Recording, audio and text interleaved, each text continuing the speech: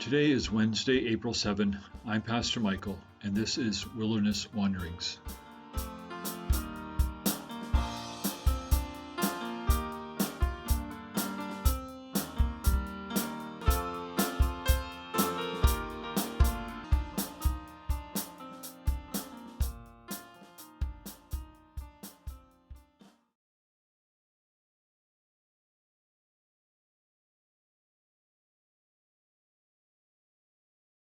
Today our text comes from 1 Thessalonians 4.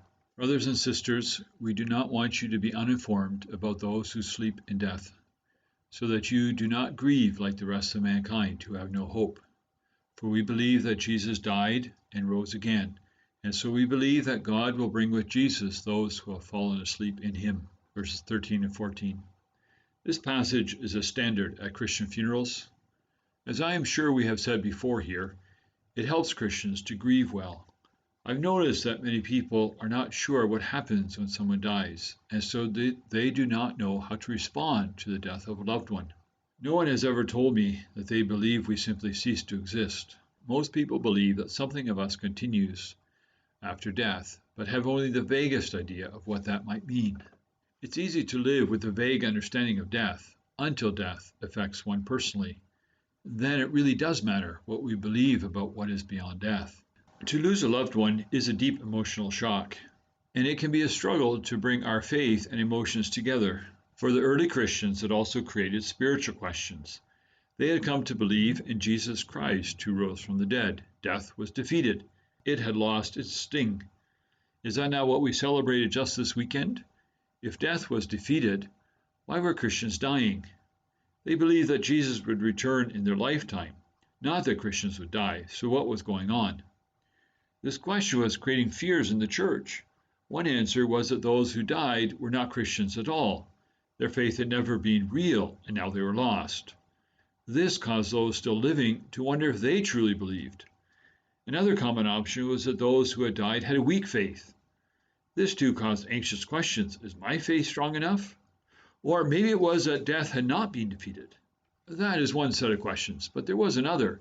The second was that Christ had returned and all those who were still living had missed it, as in the Left Behind series. Mind you, Christians who put any stock in the biblical accuracy of that series ought to study this passage. The idea that they had missed Christ was a horrifying thought. Ignorance leads to fear, and so Paul wants to assure that the Christians have the right facts. His most basic teaching is this: those who have died and those who are still alive are all in the hands of Jesus.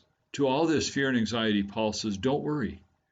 Those who have died are still in Christ's hands. We are all safe.